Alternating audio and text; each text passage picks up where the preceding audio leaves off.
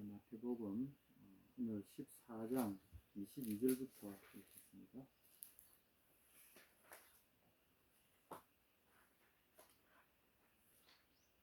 마태복음 14장 22절에서 33절까지입니다.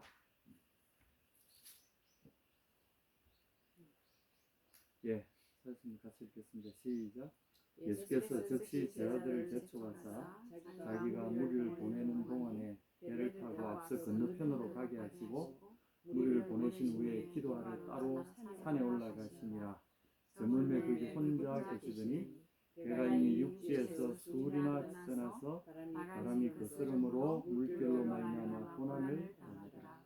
밤 4경에 예수께서 바다 위로 걸어서 제자들에게 오시니 제자들이 그가 바다 위로 걸어오심을 보고 놀라 미름이라 하며 무서워하여 소리 지르거늘 예수께서 즉시 이르시되 안심하라 나니 두려워하지 말라. 베드로가 대답하여 이르되 주여 만일 주님이시거든 나를 명하사 물 위로 오라 하소서 하니 오라 하시니 베드로가 배에서 내려 물 위로 걸어서 예수께로 가되 바람을 보고 무서워 빠져가는지라 소리질러 이르되 주여 나를 구원하소서 하니 예수께서 즉시 손을 내밀어 그를 붙잡으시며 이르시되 믿음이 작은 자여 왜 의심하였느냐 하시고 배의 한 겨울에 바람이 그치는지라. 배에 있는 사람들이 예수께 절을 하며 이르되 진실로 하나님의 아들이소이다 하더라. 아멘. 오늘 이 말씀을 이해를 돕기 위해서 구약 성경 한 두 구절을 좀 하나 읽어보겠습니다. 하나는 하박국 3장 15절, 하나는 욥기 9장 8절입니다. 욥기 9장 8절 먼저 한번 볼까요?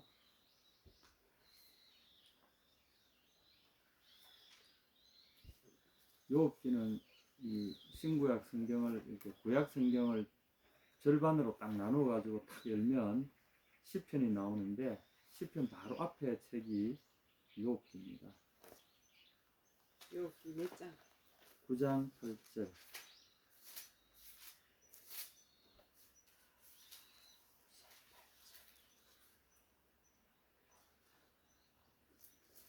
찾으셨습니까? 네. 예, 찾으신데 읽어주시겠어요? 그가 홀로 하늘을 펴시며 바다 물결을 밟으시며. 아멘.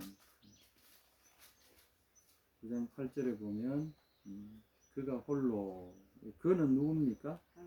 하나님이죠, 그죠?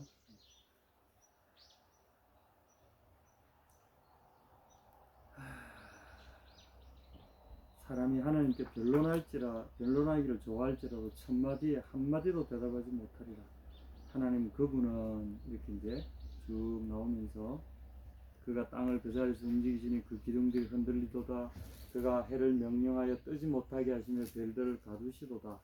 그가 홀로 하늘을 펴시며 바다 물결을 밟으시며 북두성과 삼성과 묘성과 남방의 밀치를 만드셨도다. 측량할 수 없는 큰 일을, 셀 수 없는 기이한 일을 행하시느니라. 그가 내 앞으로 지나가시나 내가 보지 못하며 그가 내 앞에서 움직이시나 내가 깨닫지 못하느니라. 하나님이 빼앗으시면 누가 막을 수 있으며 무엇을 하시나이까 하고 누가 물을 수 있으랴. 이 하나님의 이 엄청난 우리와의 이런 초격차 속에 계신 분이잖아요. 이분의 하신 일을 이야기할 때 그가 홀로 하늘을 펴시며 바다 물결을 밟으셨다. 우리가 만약 지금 그 우주의 광활함을 새로운 망원경들이 계속 발견해내지 않습니까? 보면은 우주의 끝이 뭐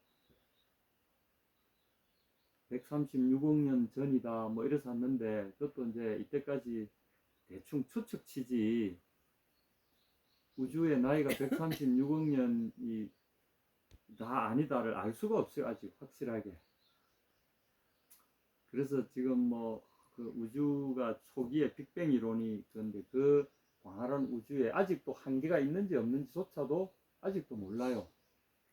그런데 이제 망원경들이 그걸 더 먼 곳을 이렇게 관찰하다 보니 지금 뭐 초기에 빅뱅의 순간으로 일컬어지는 뭐 그 136억 년 전에서 막 몇 억 년 지난 3, 4억 년 지난 아주 초기 우주의 그 은하를 발견했다 뭐 이제 그러고 있는데 아직도 알 수가 없어요. 얼마나 광활한지.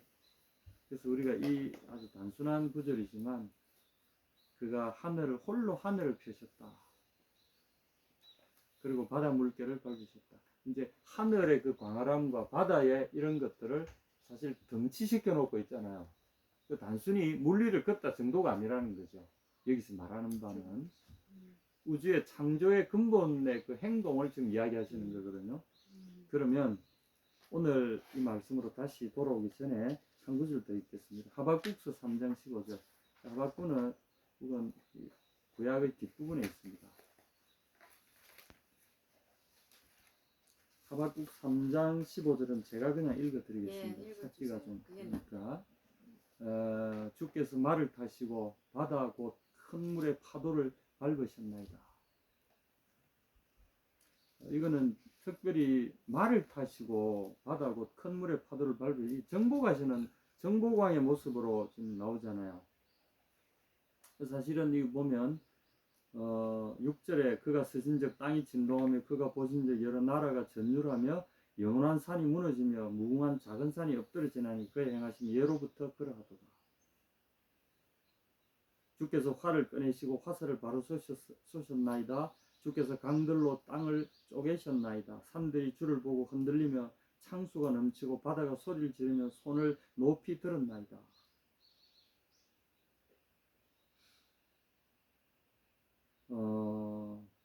주님이 정복하시는 모습을 좀 시적으로 표현했다고 볼 수가 있죠. 그래서 15절에 주께서 말을 타시고 바다 곧 큰 물의 파도를 밟으셨나이다. 이제 이런 것들은 그분이 통치자이심을, 창조자이시고 통치자이심을 보이는 하나의 예입니다. 근데 주님이 오늘 보면은 우리가 이제 너무나 유명한 구절이기 때문에 이런 구절들은 어떤 계몽주의의 영향을 받아 인간의 어떤 이성과 지식으로 모든 것을 판단의 기초로 삼고 여기에 어긋나면 가짜다라고 이제 논외로 해버리는 이 사람들의 이제 그런 사고 방식이 우리 교회 안에서도 많이 생겨났었어요. 그걸 이제 이 사람들 자유주의라고 불러요. 자유주의 신학도 어떻게 하냐, 일반 학문처럼 일반 과학적인 잣대로 그냥 갖다 대가지고 인간의 이성과 인간의 어떤 관찰과 반복적인 실험으로 증명되어지지 않는 것은 이거는 가짜다 이렇게 이야기하는 거죠. 그러니까 이게 이제 주님이 무리를 걸으셨다 이 기사에 대해서 이 사람들은 비과학적이다. 그러므로 이것은 사실이 아니다. 이렇게 이제 빼버립니다. 많은 사람들이 그렇게 이거는 단지 하나님의 그분의 어떤 대단함을 어떤 창조주이신 그분을 이렇게 격상하기 위해서 그 제자들이 그분을 이렇게 꾸며놓은 후대에 꾸며놓은 것들이다. 뭐 이렇게 많이들 이야기합니다. 아주 그럴 때 보이긴 하지만 상당히 가소로운 소리입니다. 왜냐하면 성경 자체가 기록할 때 보면 그럼 전부 다 조작된 것이야지 한 부분만 조작해가지고 되는 게 아니잖아요. 그리고 한 사람만 모두가 입을 맞춰서 똑같이 조작을 해야지. 그러면 사실은 성경 그 자체는 예수님의 행적에 대한 이 이야기들은 전부 다 조작일 수밖에 없어요. 왜냐하면 그분이 하신 부활과 죽음과 부활과 그것들이 너무나 인간이 할 수 없는 일들이기 때문에 그렇습니다. 오늘 주님이 우리가 이제 이 구절을 대하면서 왜 이렇게 하셨을까? 안 하시던 일반 사람들이 할 수도 없을 뿐 아니라 굳이 밤에 새벽에 여기 이제 오늘 우리가 좀 설명해 놓지 않는 서술만 해놨지 설명하지 않는 내용들이 좀 나옵니다. 오늘 이걸 이제 이해하시기 위해서 약간의 좀 설명이 좀 필요한 것 같아요. 무슨 일이 일어났는가? 이걸 우리가 우리의 어떤 지식의 틀 안에서 해석하려고 하지 말고 있는 그대로 그냥 그분들이 전한 그대로 우리가 바라보는 게 필요하고요. 겸손하게. 그리고 만약에 이 기술을 하신 이 서술하신 분들의 이 서술이 직접 보고 현장에 있었던 사람이 한 것이 확실하다면 일단 그런 제하에서 우리가 이것을 받아들인다면 도대체 무슨 일이 있었는가 그 다음에 판단해도 늦지 않잖아요. 그런 의미에서 우리가 한번 보도록 하겠습니다. 22절에 보면 예수께서 즉시 제 아들을 재촉하셔서 자기가 무리를 보내는 동안에 배를 타고 앞서 건너편으로 가게 하시고, 자, 요 구절 자세히 보시면 여러 가지 정황들이 여기 들어갑니다. 즉시라고 했잖아요. 그죠? 그럼 앞에 뭔가를 하고 있었다는 이야기인데, 이게 이제 14장 1절에서부터 21절까지 나오는 그 유명한 오병이어 사건입니다. 저녁이 돼가지고 먹을 게 없는데, 제 아들에게 그 떡을 먹이라고 했더니, 제 아들이 가진 게, 우리는 5개에 2개 떡덩어리 2개와 떡덩어리 요만한 거 5개와 조그만 반찬용으로 먹는 데 있는 생선 2마리 가져왔습니다. 아마 조림 생선이었는지 튀김 생선이었는지 간이 맞춰져서 반찬용으로 먹는 생선이었던 것 같아요. 그걸로 얼마를 먹였습니까? 5,000명. 예, 5,000명을 먹였다. 그 대신 여자와 어린이 외에 장정만, 이제 옛날에는 이 고대에 사람 세는 법은 군사로 출정할 수 있는 남자 18세 이상 군사로서 나갈 수 있는 사람, 이 사람들이 사회의 구성원으로 항상 개수가 됐고, 성숙하지 않은 어린 아이들이나 그 다음에 나이 드신 여성들, 이분들은 개수에서 항상 빠졌어요. 그러면 집안에 남자만 삽니까? 적어도 이 5,000명 같으면 곱하기 2 정도를 해야 이 숫자가 플러스 알파가 들어가겠죠. 그죠? 여자와 어린아이들 합치면 18세 이상의 남자들보다 수가 적지 않았다는 것을 알 수 있는데, 10,000명 이상을 오병이어로 떡 5개와 물고기 2마리로 먹이셨다는 겁니다. 이런 맥락에서 지금 보면은 이건 뭐 엄청난 일이죠. 사실은 그 오병이어 가지고 예수님과 제 아들 12명 13사람이 함께 나누어 먹어도 모자랄 판인데, 이걸로 10,000명 넘는 사람들을 다 먹이고도 어떻게 해요? 12바구니에 가득 채웠다잖아요. 20절에 보면 남은 조각을, 이제 이런 기술들, 이런 어떤 보고들은 보면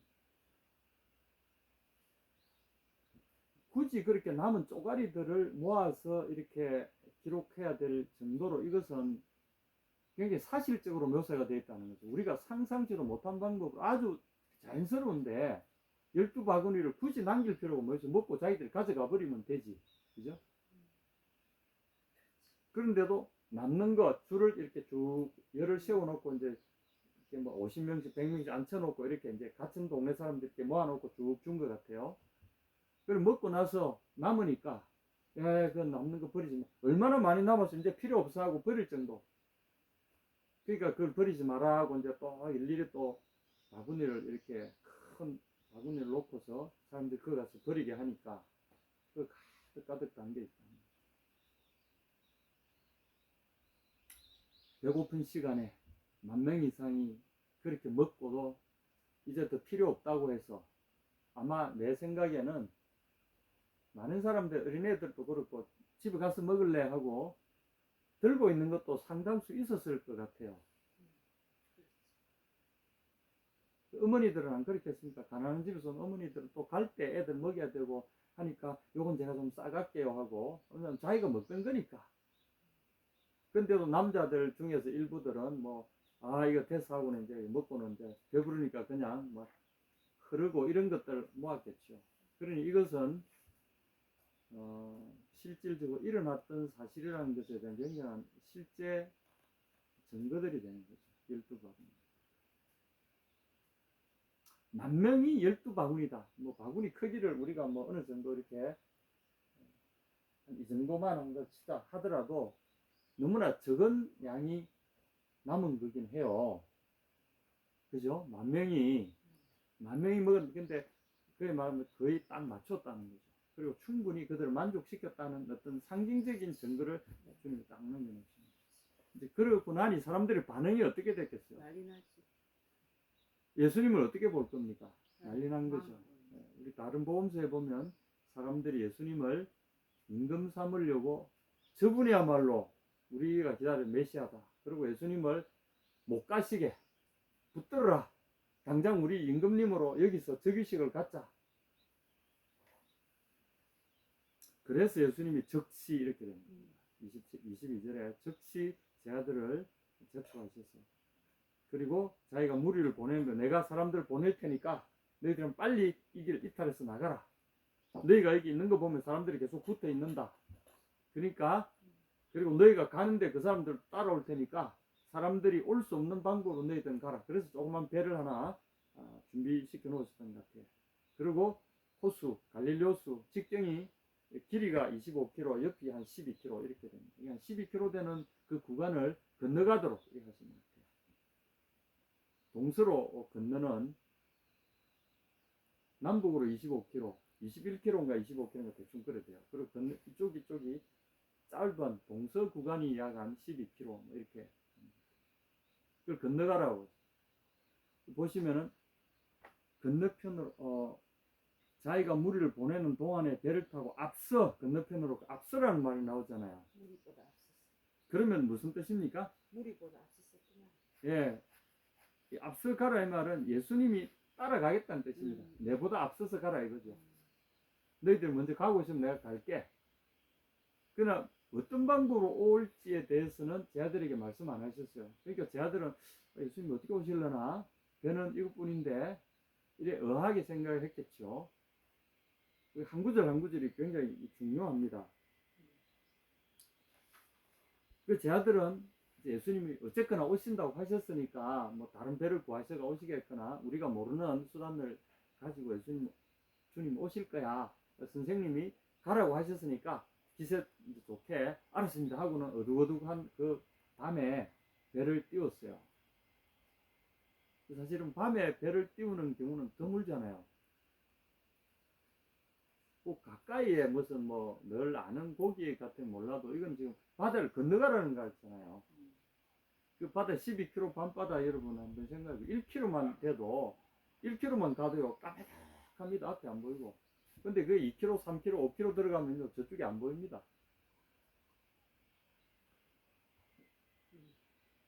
그리고 예수님은 무리를 다 보내신 다음에 23절에 기도하러 따로 산으로 올라가시니라. 저물매 거기 혼자 계시더니. 여기 이제 이 구절도 우리가 보게 되면 결국은 예수님도 혼자 계시는 시간이 필요했던 거죠. 사람들을 자기를 예수님의 어떤 스케줄이 있는데 그걸 이 사람들이 끼어들어 가지고 예수님 그거 하지 마시고 우리 왕이 되세요. 여기서 나라를 세웁시다. 이렇게 하니까 예수님이 단호하게 거부하시고 그들을 쫓아보내시고 쫓아보신 거죠. 그리고 혼자 산으로 올라가 버리셨어요. 그래서 그 무리들과 예수님이 스스로 무리들을 쫓아내시고 자기도 산으로 들어가 버리십니다. 이 우리처럼 이런 뭐 나무가 울창한 산이 아니라 황량한 황무지 산입니다. 돌산이 주로 바짝 말라 있는 사람이 살 수 없는 사람이 혼자 있을 수도 없는 그런 곳에 예수님이 혼자 기도하러 따로 산에 올라가십니다. 저물도록 거기 혼자 계셨다. 여기 이제 그럼 이미 아까 그 떡 먹을 때도 저물었는데 기도하셔도 뭐 시간이 얼마 안 된 것 같잖아요, 그죠? 23절을 우리가 자세히 보게 되면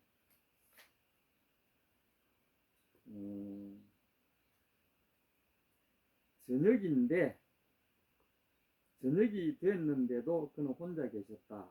그런 이야기입니다. 아마 해가 떨어진 시간을 이야기하는 것 같아요. 해가 떨어졌는데도 산에 혼자 계셨다는 거죠. 혼자 계시는 것이 중요합니다. 그런데 그 다음 절을 보게 되면 배가 이미 육지에서 술이나 떠나 바람이 거스름으로 물결로 말미암아 고난을 당하더라. 술이 1, 2가 몇 킬로입니까? 4km. 심리가 4km. 1, 2 같으면은 400m입니까? 그죠? 1, 2가 400m쯤 되잖아요. 그러면 술이라고 우리가 해놓으니까 우리가 뭔지 모르는데 이제 요한복음에 보면 많이 도움을 받을 수 있습니다. 요한복음에 보면 25에서 30 스타디우스라고 나옵니다. 스타디온이라는 단어는 1스타디온은 우리로 말하면 발리 정도 됩니다. 단리 한 180에서 200m가 돼요. 그러면은 25에서 30 스타디온을 갔다 이렇게 기록이 되어 있거든요. 30 스타디온, 25 스타디온에서 30 스타디온을 계산하면은 약 한 4.5km에서 6km 정도 거리가 돼요. 그러면 우리 심리하고 조금 한 15리 이 정도 되는 거죠. 그래서 평균치를 계산해 보면 5km 정도를 됩니다. 밤바다에 5km를 노져서 간 거예요. 거기서 풍랑을 만났다는 거죠. 바다 한가운데서. 그럼 5km니까 그게 이 갈릴리 호수의 폭이 한 12km 되니까 5km, 6km 들어가면은 딱 정중앙에 지금 와 있는 거죠. 호수 정중앙에 딱 거기서 폭풍을 만나가지고 오도 가도 못하게 되고 지금 막 배가 침몰할 위기에 놓여 있는 이런 상황이 된 거죠.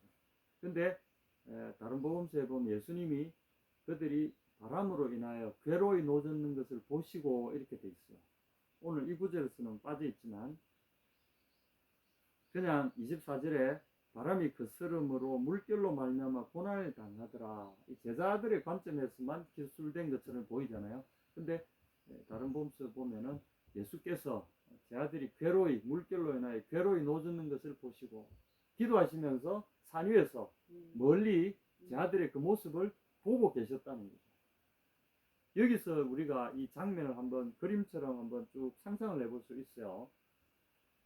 그분은 기도하실 때 기도의 표적이 누구일까라는 거죠. 제 아들입니다. 여기서는 명백하게 제자들을 위해서 기도하고 계십니다. 장차 저들이 저렇게 위태로운 나룻배를 의지해서 이 험한 바다를 건너가야 되는데 예수님이 내가 올 테니까 너희 먼저 가라 이래놨잖아요. 근데 예수님 그 말씀만 의지해서 예수님이 곧 오시겠지 하고는 그냥 가는 거예요. 가다가 보니까 풍파를 만나고 오도 가도 못하게 된 거예요. 요 조그만 적어도 뭐 100m, 200m 같으면 사람들한테 막 살려 헬프 해가지고 우째 관심이라도 끌어볼 수 있게끔만 5km 중간에 들어가 있는 5km, 6km 바다 한복판에 가 있으면 이거는 아무런 구조도 기대할 수 없는 상황이 되는 거죠. 근데 예수님이 그걸 보고 계셨다는 거죠. 오늘의 핵심은 이겁니다. 예수님이 자기 제자를 보내놓으시고 그 제자들은 말씀만 믿고 가서 이제는 오도 가도 못하게 된 거죠. 그냥 바다에 그냥 물귀신이 될 처지가 되어버린 거죠. 다들 이제 죽는 줄 알고 뭐 혼비백산에 있는 거죠. 파도는 치지요. 바람은 막 거세지요. 멈출 생각은 없죠. 물론 뭐 그 기상이 갈릴리 호수에 그게 뭐 이렇게 뭐 지면보다 낮아서 뭐 어쩌고 그런 거는 저는 뭐 관심 없어요. 그게 중요한 게 아니라 여기서 정말 중요한 것은 예수님이 그들을 보고 계셨고 그들은 지금 어떤 상황에 압도되어 있다는 거죠. 여기서 이제 우리의 그 예수님과의 특별한 관계 속에 있다고 자신을 살아온 자신을 정의하는 많은 사람들에게 영감을 줍니다. 예수님의 말씀만 듣고 그분의 그 일을 위해서 헌신했다고 하는 사람들이 한번 새겨 들을 만한 이야기죠. 그래서 봤더니 어떻게 됐습니까? 결론이 아주 뭐 이전에 그 화려한 사람들의 스포트라이트를 받고 이런 게 아니라 지도새도 모르는 가운데 빠져 죽게 생겼잖아요. 예수님 따른다고 뭐 목사가 되고 선교사가 되고 막 이렇게 했더니 세상에서는 뒤처지고 세상과 완전 고립돼 가지고 다 죽을 지경에 놓여 있잖아요. 아무도 알아주는 사람도 없고. 혹시 여러분은 이런 상황에 혹시 접하신 분 없으십니까? 제가 아는 여러 목사님 친구분들 이렇게 보면 그런 탄식을 하는 분들이 참 많아요. 이제 와서 내가 돌이킬 수도 없고 이런 분들 많아요. 그래서 참 공감을 하죠. 이제 와서 내가 이미 젊은 시절 내가 그렇게 헌신해가지고 이때까지 왔는데 그러나 보니까 내가 이뤄놓은 것도 아무것도 없고 세상에 뭐 가진 것도 없고 뭐 이렇게 뭐 그렇다고 교회가 잘 되는 것도 아니고 지금 이 시간에 이때 와서 내가 다른 일을 할 수 있는 것도 아니고, 아, 내가 다른 일을 했으면 이보다 훨씬 잘할 수 있었을 텐데. 괜히 그때 어떤 분이 뭐 헌신하라고 이래서 와서 그 같이 그냥 들떠서 막 신학교 가라고 신학교 갔다가 지금 이러지도 저러지도 못하고 이게 뭐냐, 이런 분 실제로 내 이야기를 들었어요. 참 공감이 가요. 왜냐면 저도 그런 고민들을 안 해본 적이, 저는 뭐 말은 못하지만 세상 친구들 뭐 이런 현재 저와 다른 길을 갔던 동년배들의 이런 삶을 보면 가끔 그런 유혹들이 들어요. 아, 나도 좀 그때 그냥 눌러 앉아가지고 뭐 그냥 세상적인 뭐 그런 일에 뭐 나쁜 것도 아니지 않냐. 저 열심히 살고 하는데 나도 돈 모으고 열심히 내가 직장에서 승진하고 자리 지키고 남들 아파트 할 때 나도 하고 부동산 할 때 나도 하고 뭐 좀 이래 가지고 땅도 있고 집도 있고 애들도 저뭐 이래 하고 나도 좀 그래 살았으면 뭐 그러고 신앙생활을 그것도 하고 하지 말라는 게 아니지. 근데 왜 그걸 다 이렇게 버리고 이래 가지고 지금 이러고 있지? 이런 거. 왜 내가 이렇게 사람들 앞에서 이렇게 쭈그러들어야 되고 사람들 앞에서 내 삶이 이렇게 참 초라하게 보여야만 할까? 내 마음에 이런 초라한 마음이 들어서 남들 앞에 나설 자신도 안 생겨. 이게 뭐지? 솔직히 주님 앞에 헌신했던 분들 중에 많은 이런 생각들이 왜 없겠어요? 그러나 저는 거기에 머물러 있지는 않았습니다만은 지금도 그렇습니다만 이건 우리에게 너무나도 리얼한 사실적인 도전들을 주는 거죠. 공감을 충분히 줄 수 있는 겁니다. 근데 우리에게 참 위로가 되는 것은 주님이 보고 계셨다는 것, 보시고 그들을 위해서 기도하고 계셨다는 것. 우리는 그분의 표적이 되어 있는 사람들, 그분의 시선 끝에 시선의 표적이 되어 있는 사람들입니다. 우리의 삶에 가장 큰 관심과 가장 큰 초점을 맞추어 놓은 사람이 우리라는 거죠. 그분이, 왜냐하면 당신의 말을 듣고 그대로 간 사람들이기 때문에. 가라 하셔서, 먼저 가라 하셔서 우리가 주님 앞서 먼저 간 사람들이잖아요. 근데 이 사람들이 힘이 없으니까 바람에 막혀가지고 고전하고 있고 이제 막 물에 가라앉을 위기에 놓여있는 이런 상황이 되었을 때 누가 제일 큰 책임감을 느끼느냐? 우리를 보내신 그분이 책임감을 느끼신다는 거예요. 이건 성경의 기록입니다.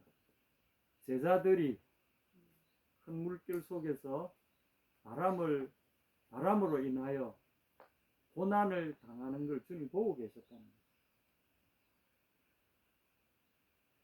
자, 25절 보겠습니다. 밤 사경에, 이 사경이란 말은 로마식 시간 분류법이랍니다. 유대식 시간 분류법, 로마식 시간 분류법이 있는데 이 고대 사회에서는 밤을 이렇게 몇 등분을 나누는데 밤 12시간, 저녁 6시부터 새벽 6시까지 12시간을 몇 등분을 나눕니다. 이 동양에서는 5등분으로 나눠요. 2시간마다 여러분 그 시가 있잖아요. 왜 그런 시 있죠. 이화 월벽하고 은하니 삼경인제 뭐를 자기야 알람만한 뭐 그런 노래가 있잖아요. 이화의 월벽하고 은하니 삼경인제, 은하는 이제 우리 그 은하수 그 원반 부분을 은하니라 그러죠. 밤에 이게 은하니 삼경인제, 은하니 삼경이다. 삼경 같으면은 뭡니까?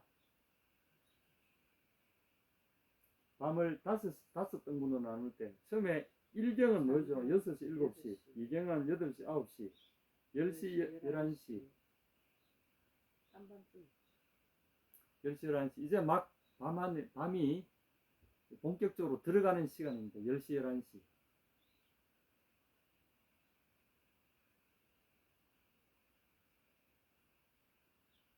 삼경.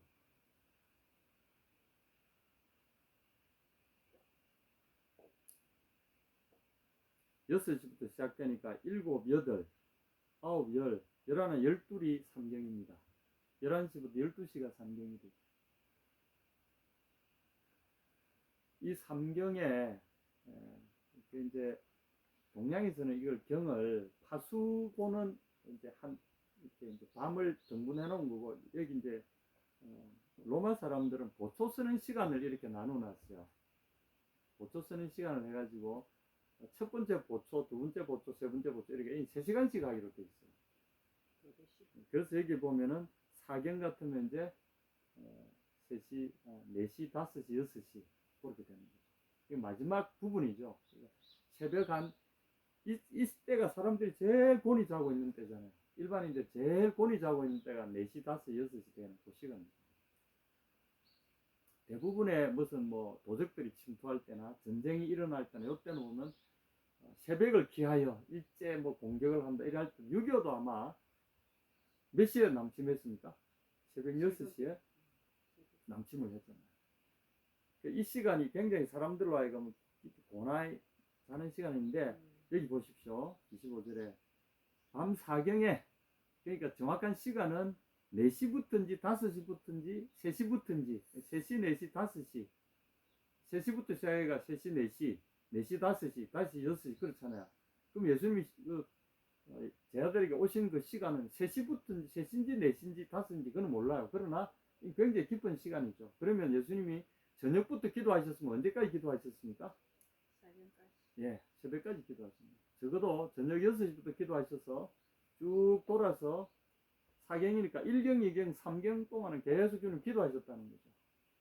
그동안에 제 아들은 5kg를 노져서 5kg를 갖고 여전히 거기서 5km에서 계속 머물러가 더 이상 나가지를 못하고 거기에 몇 시간이고 그 파도에 잡혀있던 이런 상황이겠죠.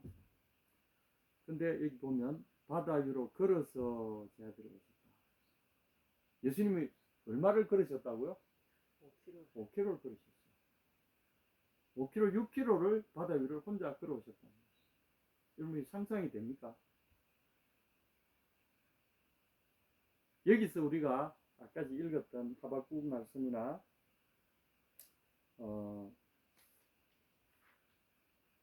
욥기 9장 8절의 이 말씀들이 우리에게 이야기하는 뭐 하나님 그분의 행위를 우리가 보고 있는 거죠. 예수님의 이런 초인적인 행위, 여기서 그분은 당신의 본질을 우리에게 시사하고 계시는 거죠. 아무 말씀 없으셨지만 이 짧은 구절이 우리에게 뭘 보여주느냐 하면 그분은 하나님이시다. 그리고 33절에도 보면 제 아들이 역시 당신은 하나님이시다. 이렇게 고백하는 거죠.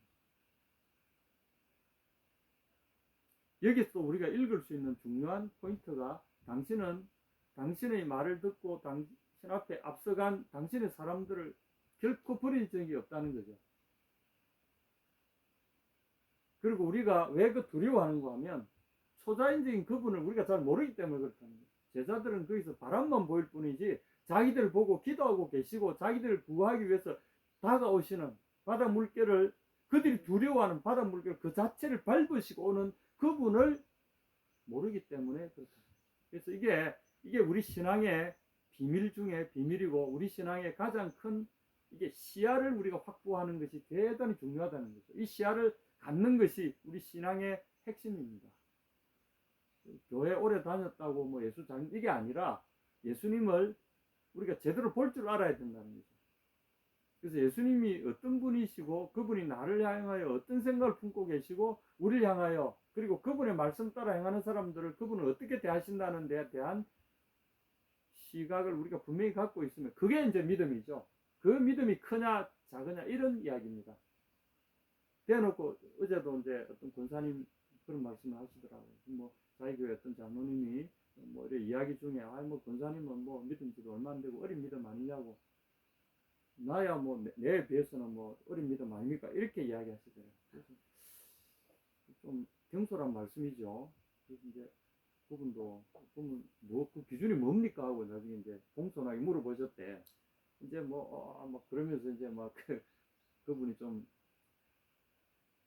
신중하지 못한 발언이죠. 그러나 이제 그런 생각들이 우리에게는 많이 들어있어요. 나는 저 사람보다 믿음이 크다. 근데 그 기준이 뭐냐라고 이야기한다면 교회 오래 다녔다. 나는 모태신앙이야. 뭐 이런 분들 많잖아요. 모태신앙 자랑하면서 나는 뭐 어릴 때부터 나는 우리 정조 할아버지 때부터 모태신앙이야. 뭐 이런 분도 있어요. 그리고 뭐 내가 주일 예배를 때 한 번도 빠뜨린 적 없는 나는 그야말로 막 그럼 그게 믿음을 좌우하는 척도가 될 수 있습니까? 그래 한 사람은 좋은 믿음이고 안 그런 사람은 작은 믿음이고 그런 겁니까? 믿음의 척도는 오늘 이겁니다. 예수님이 누구시냐? 자기를 따르는 사람들을 그분은 어떻게 보고 계시고 어떻게 그 책임지고 계신가? 실제로 그분은 이렇게 하시는 분인가에 대한 지식과 함께 확신을 가진 사람들 그걸 딱 견고히 붙잡고 있는 것이 믿음이고 그저 그 배 타고 있다고 물론 배 탄 사람들은 가라고 해서 명령을 받아서 명령 순종했으니까 그것도 믿음으로 순종한 거겠죠. 그런 믿음도 있고 또 어떤 사람들은 그 파도가 치는 가운데서도 주님이 반드시 오실 거야. 주님이 우리한테 앞서서 가 있거라. 내 앞서서 가 있거라. 내가 따라가마. 분명히 말씀하셨다. 오실 거야. 우리를 이 바다에 그대로 전복되어서 바다에 그냥 다 익사하도록 버려두지 않으실 거야. 설령 그렇다 할지라도 그분은 우리를 어떻게든 건지실 거야. 이런 믿음을 가진 것하고 아이고 죽겠습니다. 주님 우리 가라 해놓고 오지도 않네. 이거 많은 주님이신겨. 막 이렇게 하는 사람하고 다르다는 거죠. 베드로가 이제 그렇게 했어요. 주님이 베드로도 그런 마음을 가지고 주님이 오실 거다. 먼저 가라고 하셨으니까 반드시 따라오실 거야. 이러고 하고 있다가 드디어 주님이 나타나셨으니 맞잖아요. 와 하고는 주시라면 그 확인하기 위해서 주님이 맞습니까? 주님이 맞다면 저를 당신처럼 저도 바다 위를 걷게 해주세요. 했잖아요. 주님이 오라 하셨으니까 가다가 걷네. 내가 걷네. 막 가다가 어떻게 됐죠? 옆에 있는 파도가 팍 쳤어요. 그러니까 정신 버뜩 들 거 아니겠어요. 내가 지금 뭘 보고 있나? 그랬더니 갑자기 주님은 안 보이고 파도밖에 안 보이잖아요. 그러니까 막 와 하고 이제 막 빠져가는 거죠. 그러면서도 그 마음속에 주님이 오라고 하셨지. 주여 나를 구원하소서. 필사적으로. 근데 주님이 어느새 오셨는지 옆에서 왜 이렇게 겁을 내느냐. 믿음이 뭐라고요? 작은 자야. 한번 믿었으면 끝까지 그 믿음을 갖고 있어야지. 왜 이렇게 한 푹 치면 그렇게 푹 죽고 어리다는 거죠. 이게 이제 신앙 성장의 단계에 있어서 사람마다 다 차이가 있는 겁니다. 그래서 주님의 이런 것들을, 이런 도우심의 손길들, 함께 하시는 이런 것들을 꾸준히 겪으면서 성장한 분들은 분명히 저번에도 그랬었으니까 이번에도 분명히 하실 거야. 틀림없어. 이런 생각으로 설 수 있어요. 근데 그렇지 않은 분들은 수시로 또 안 보이면 막 하나님 또 은혜를 베푸시고 할렐루야 이러다가 푹 쓰러지면 또 안 계신 것 같아. 또 오시면 계신 것 같아. 막 사사기의 기록들이 그런 거죠.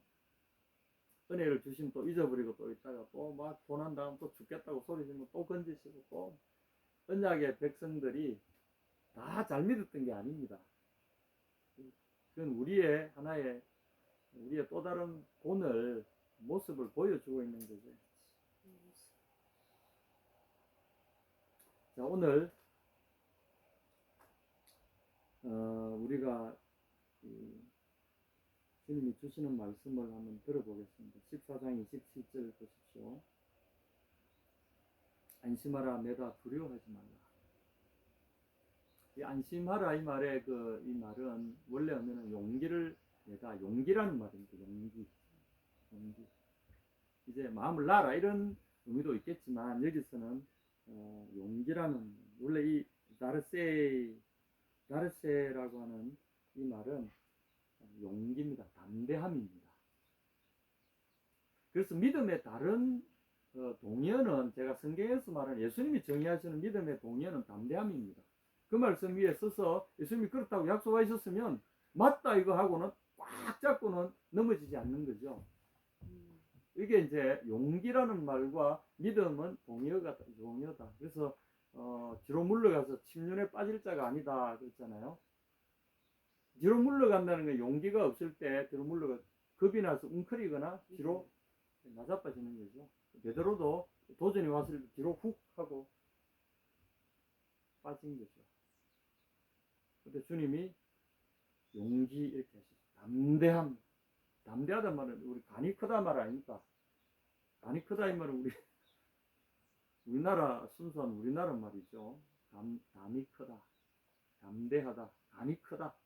그걸 좀 속으로 말 간이 배 밖으로 나왔다. 너무 지나친 막 만용을 보이는 사람에게는 간이 배 밖으로 나왔다 이렇게 이야기하는데 저는 믿음의 간이 배 밖으로 나와야 된다고 봅니다. 그런 믿음으로 주님 앞에서 우리는 주님은 아무리 그분의 말씀을 신뢰하고 신뢰해도 모자라요 사실은. 그분의 그 신뢰가 그분의 우리에게 주시는 믿음이 그분이 너무나 크시기 때문에 우리가 그분을 아무리 신뢰할지라도 충분히 신뢰할 수 없을 만큼 그분은 신실하신 분입니다. 그러므로 우리는 우리의 믿음의 담력을 더 키울 필요가 있어요. 여러분 이걸 믿습니까? 그러면 여러분 믿음은 자랄 수 있습니다. 오늘 함께 여러분 주님 앞에서 우리가 다시 결심을 합시다. 주님 어떤 경우라도 제가 주의 말씀이 그렇다 하시는 이거에 대해서 주님은 나를 지키시고 나와 약속하신 그대로 나의 삶에 그리고 내 인생 전 영역에 걸쳐서 나와 내 자녀들과 나와 관계된 모든 일 가운데서 주님이 함께 계시고 붙들어주고 계시고 나를 통해서 내 속에서 나를 통해 주님은 당신의 일을 이루어 가신다는 것을 저는 믿습니다. 그리고 그건 절대 변하지 않을 뿐 아니라 넘치도록 주님에 대한 증거와 확증과 책임을 져주신다는 것을 저는 믿습니다. 사실 오늘 제가 이 설교를 하고 있지만 제가 이 말씀을 들어야 될 사람입니다. 어떤 인간적으로 제가 참 기대를 하고 참 갔던 그런 일에 있어서 굉장히 좀 낙심되는 이런 상황을 제가 하면서 제 속에 어떤 분노, 내지는 어떤 실망, 뭐 이런 것들이 막 겹치면서 말할 수 없이 어떤 사람에 대한 막 이렇게 싫어지는 거 있잖아요. 내 자신도 싫고 막 관련된 막 그런 것도 다 싫고 막 이런 좀 그럴 때가 있어요. 그래서 갑자기 막 물결이 내 삶에 치고 들어와가지고 나로 하여금 의욕을 그냥 잃어버리게 하고 그래서 막 다 싫어지니까 다 그냥 내려놓고 싶은 이런 생각에 빠질 때 주님 내게 말씀하시는 그 바닷물을 내게 파도가 팍 쳐서 정신을 푹 차리게 하신 다음에 믿음이 작은 자야.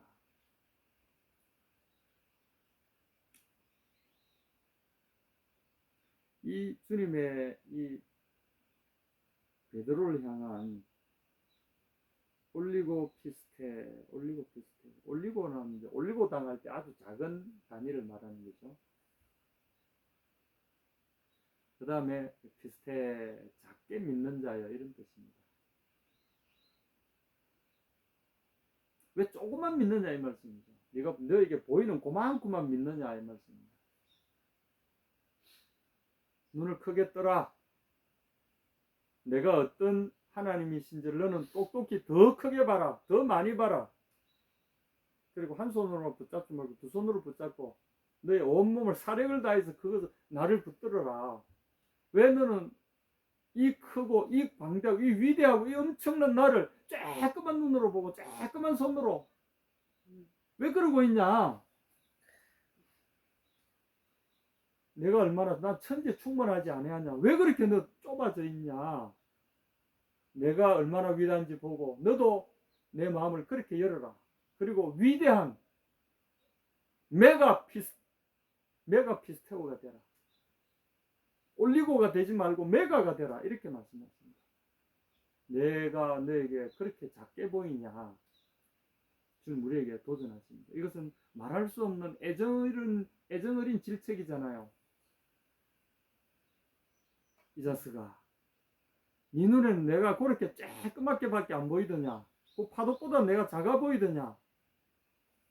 파도에 가려서 내가 안 보인다 그 말이가. 이 자식아 정신 차려라 정신. 네가 눈 어디다 두고 뭐하고 있노? 그때 베드로가 정신이 번쩍 들었어요. 그리고 주님의 손에 의해서 쑥 잡다니까 물 위로 푹 올라와가지고 주님과 함께 주님 손잡고 바다 위를 걸어서 배 위로 다시 올라왔어요. 그 순간에 그들을 뒤엎으려고 막 덮쳐오던 파도가 갑자기 쫙. 자, 여러분 이 말씀을 들으시면서 여러분 주님의 손잡고 함께 말씀의 배 위에 올라타는 순간에 여러분 속에 파도는 잠잠해집니다. 그리고 천사들의 합창 소리가 들려오고 살살거리는 그 파도 소리는 이제는 잔잔한 물소리로 리듬으로 바뀌면서 배가 갑자기 속도를 내기 시작하죠. 여러분, 주님은 이렇게 우리를 이끌어 가시는 분입니다. 우리를 파도 속으로 돌격하게 하시고 그리고 파도를 뚫고 주님이 가라는 곳으로 우리가 가게 하시는 분입니다. 놀라운 것은 거기에 사탄의 방해들이 있지만 우리와 함께 계신 그분을 통해서 우리가 능히 파도를 밟을 수 있다는 거죠. 그리고 그 파도를 뚫고 그 칠흑 같은 어둠을 뚫고 소망의 항구로 우리가 간다는 겁니다. 믿음의 선조들이, 믿음의 아버지들이 다 그렇게 해왔다는 거죠. 이것이 오늘 우리에게 주는 주님의 메시지입니다. 여러분, 칠흑과 같이 깜깜합니까? 여러분을 두렵게 하는 파도가 있습니까? 눈을 크게 뜨십시오. 그리고 귀를 쫑긋이 기울이시고 내다! 라고 말씀하시는 그분의 발자국 소리를 들으시기 바랍니다. 그리고 여러분 속에 위대하신 그분이 여러분과 함께 바로 곁에서 여러분을 손잡고 파도를 걷게 하시는 분인 줄 여러분 깨달아지시기를 주님 이름으로 축원합니다. 아멘.